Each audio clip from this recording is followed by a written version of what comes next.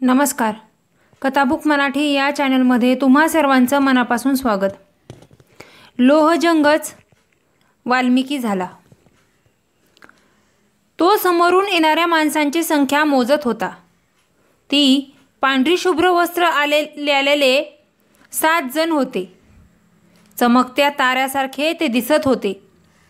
त्यांना पाहून त्याला खूप आनंद झाला. अधिक प्रवासी म्हणजे अधिक लूट. आता ते त्याच्यापासून अगदी थोड्याच अंतरावर आले होते. तो दबक्या पावलांनी पुढे पुढे सरकू लागला.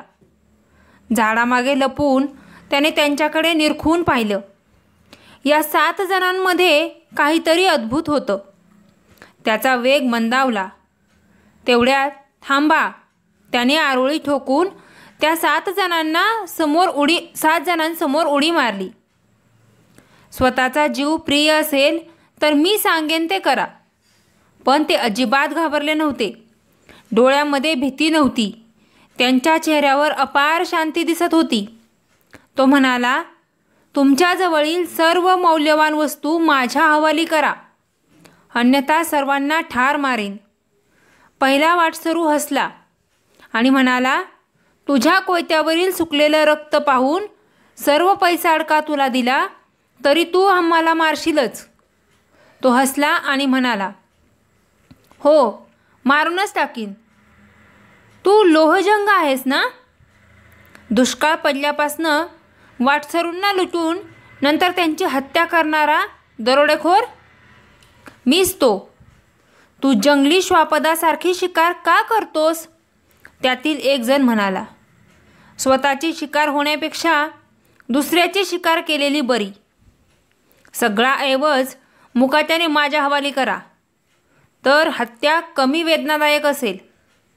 पण वेदना चांगली गोष्ट आहे, तिसरा म्हणाला. त्यामुळे तुमच्यामध्ये सुधारणा होते, नवचैतन्य येतं. चौथा म्हणाला, मौल्यवान वस्तू म्हणशील तर आमच्याजवळ ज्ञान आहे, पण ते तू चोरू शकणार नाही. फार तर ते आत्मसात करू शकतो. लोहजंगने कोयता उगारून त्याच्या गळ्यावर उतवला. तुमच्याजवळ लुटण्यासारखं काही नसेल तर तुमची मुंडकी उडवण्याविना माझ्याजवळ पर्याय नाही.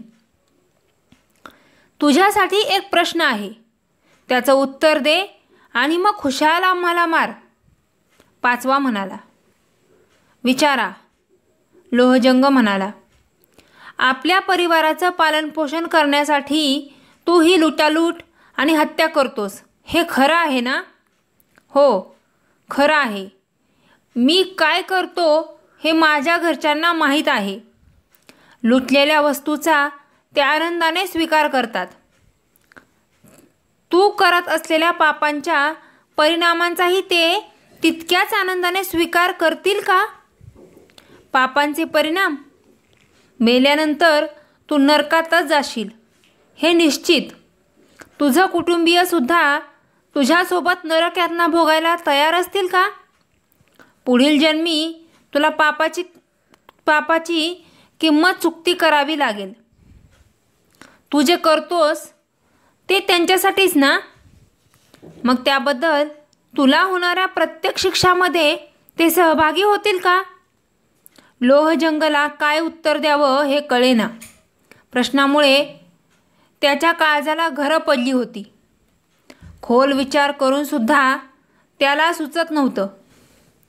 उगारलेला हात खाली केला. 7वा मान हलवून म्हणाला, तू तुझ्या प्रियजनांना या प्रश्नाचं उत्तर विचार. आम्ही वाट पाहत इथेच थांबतो. दरोडेखोर हसून म्हणाला, ही तुमची लबाडी आहे.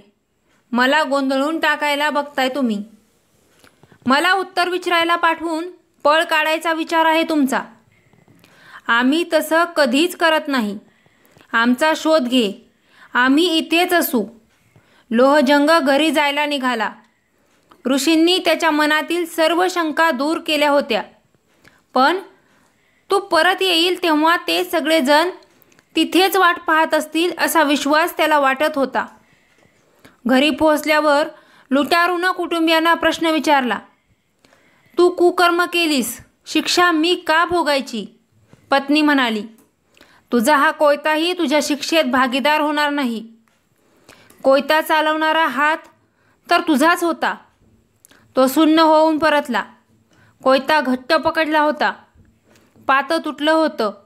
7 जणांसमोर उभा राहून त्याने हात पसरले. मी त्यांच्यासाठी एवढा रक्तपात केला. माझी रक्ताची माणसं मात्र मला झिडकारत आहेत. मला आता कसलीच आशा वाटत नाही. अशा लहान गोष्टींमध्ये जिवंत असते. ते 7 जण म्हणाले, अगदी छोट्यातला छोटा शब्द तुला आशा देईल. तू राम हा शब्द घे. तू राम नामाचा जप कर. तुझी पापं धुतली जातील. लोहजंगने प्रयत्न केला, पण तो सफल झाला नाही. असंख्य पाप करणाऱ्याची जीभ आहे माझी. माझ्या जिभेला या शब्दाचं वजन पेलता येत नाही. तुला राम म्हणता येत नसेल तर उलट उच्चार कर. उलट म्हणजे मरा म्हण. रामचा उलट मरा. मरा म्हणजे मृत्यू. मृत्यू शब्द तुला नक्कीच उच्चारता येईल. दरोडेखोरानं मरा म्हणण्याचा प्रयत्न केला आणि त्याला तो सहज उच्चारता आला. मरा मरा जप करत राहा. सरते शेवटी तू राम राम म्हणायला लागशील. या शब्दामध्ये एवढं पावित्र्य आहे की तो उलट उच्चारला तरीही तुझी पापं धुतली जातील.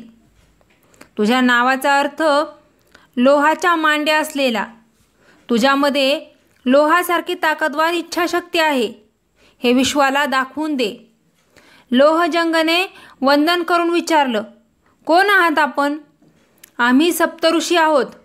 लुटारूनं तब्बल 14 वर्ष जप केला.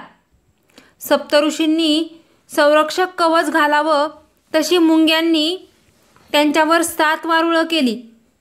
सप्तऋषी परत आले तेव्हा त्यांनी वारुळ फोडून त्याला बाहेर काढलं. गर्भातून नवजात बालक जन्माला यावं तसा त्याचा नव्याने जन्म झाला. तू आता लोहजंग राहिला नाही. त्याला आशीर्वाद देऊन ते म्हणाले, वारुळ म्हणजे वाल्मिक. त्यामधून तुझा खरा चेहरा बाहेर पडला म्हणून तुझं नाव वाल्मिकी. तू राजा रामाचं महाकाव्य लिहिशील. धन्यवाद. कथा आवडली असल्यास चॅनलला लाईक आणि सबस्क्राईब करा.